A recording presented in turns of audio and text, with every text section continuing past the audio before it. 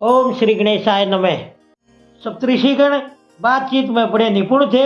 उन सब ने भगवान शिव के चरणों का स्मरण करके शैलराज को समझाना शुरू किया। ऋषि बोले, शैलेंद्र, हमारा शुभ कारक वचन सुनो।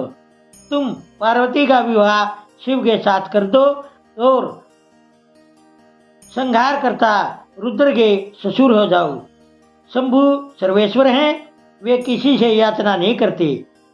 अपने आप ब्रह्मा जी ने तारकासुर के विनाश के लिए एक वीर पुत्र पैदा करने के उद्देश्य को लेकर भगवान शिव से यह प्रार्थना की है कि वे विवाह कर लें।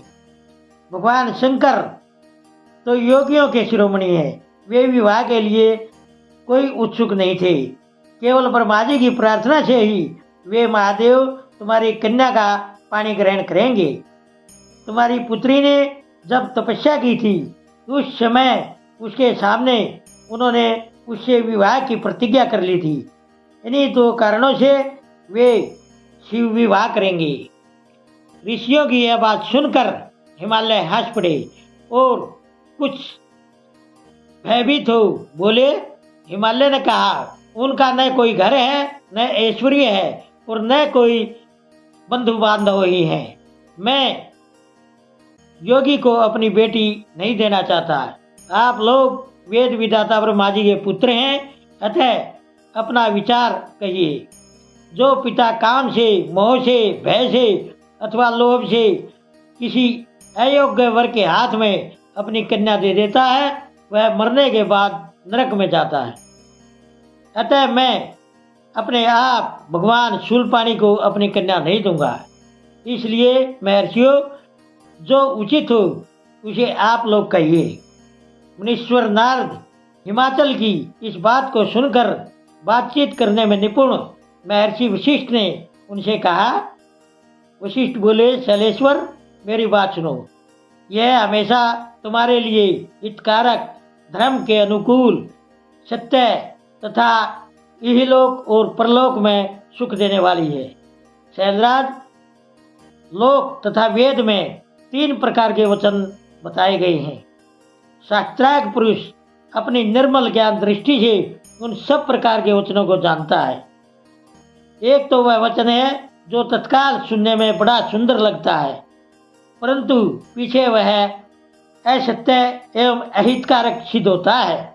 ऐसा वचन बुद्धिमान शत्रु ही कहता है, उससे कभी भलाई नहीं होती।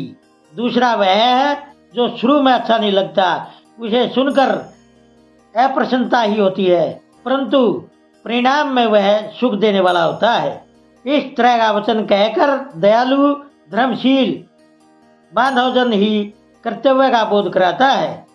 तीसरी श्रेणी का वचन वह है जो सुनते ही अमृत के बराबर मीठा लगता है और सब काल में सुख देने वाला होता है। सत्य ही उसका सार होता है, इसलिए वह हितकारक हुआ करता है। ऐसा वचन सबसे श्रेष्ठ और सबके लिए अभीष्ट है। शैलराज, इस तरह नीति शास्त्र में 3 प्रकार के वचन कहे गए हैं। इन तीनों में से तुम्हें कौन सा वचन अभीष्ट है, बताओ। मैं तुम्हारे लिए वैसा ही वचन कहूँगा। भगवान शंकर सभी देवताओं के स्वामी हैं, उनके पास बाह्य संपत्ति नहीं है। इसका कारण यह है कि उनका मन एकमात्र ज्ञान के महासागर में मगन रहता है। जो ज्ञानानंद स्वरूप और सबके ईश्वर हैं, उन्हें लौकिक बाह्य वस्तुओं की क्या इच्छा होगी।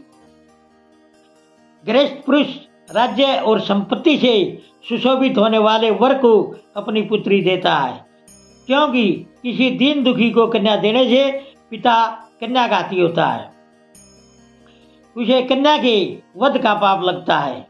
कौन जानता है कि भगवान शंकर दुखी हैं। कुबेर जिनके किंकर हैं, जो अपनी लीला मात्र से संसार की सृष्टि और संहार करने में समर्थ हैं, जिन्हें परमात्मा और प्रकृति से परे परमेश्वर कहा गया है, सृष्टि, पालन और संहार करने वाली जिनकी त्रिविध मूर्ति ही ब्रह्मा, विष्णु और हर नाम धारण करती है, उन्हें कौन निर्धन अथवा दुखी कह सकता है। ब्रह्मलोक में निवास करने वाले ब्रह्मा, अक्षीर सागर में रहने वाले विष्णु तथा कैलाशवासी शंभु, ये सब शिव की ही मूर्तियां हैं। शिव से प्रकट हुई प्रकृति भी अपने अंश से 3 प्रकार की मूर्तियों को धारण करती हैं। संसार में लीला शक्ति से प्रेरित हो वह अपनी कला से बहुत सा रूप धारण करती हैं।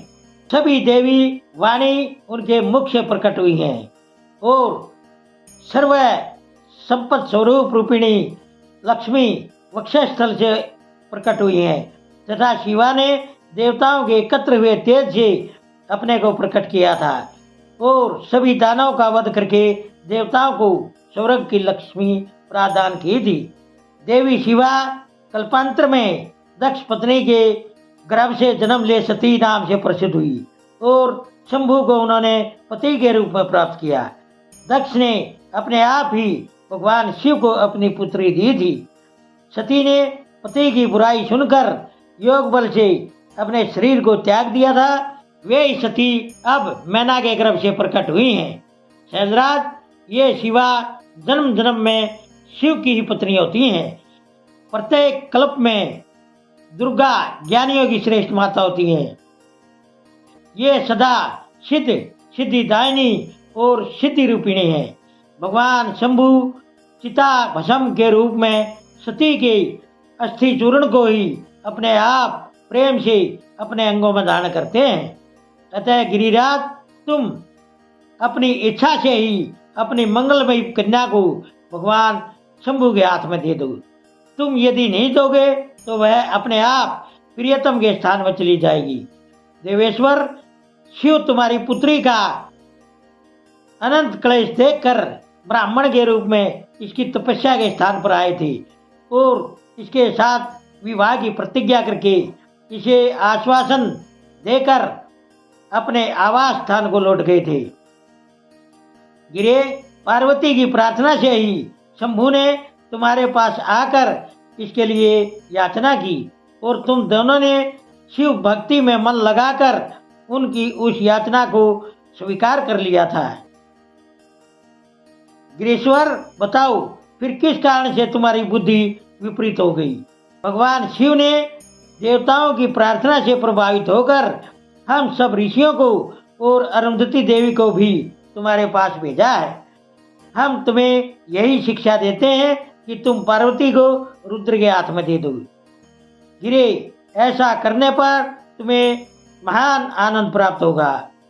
यदि तुम अपनी इच्छा से अपनी बेटी शिवा को शिव के हाथ में नहीं दोगे तो भावी के बल से ही इन दोनों का विवाह हो जाएगा।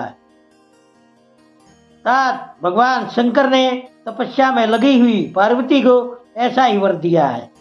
ईश्वर की हुई प्रतिज्ञा कभी पलट नहीं सकती। ओम नमः शिवाय। दोस्तों, सभी तरह की धार्मिक वीडियो देखने के लिए बने रहिए हमारे YouTube चैनल धार्मिक वाणी पर। धन्यवाद।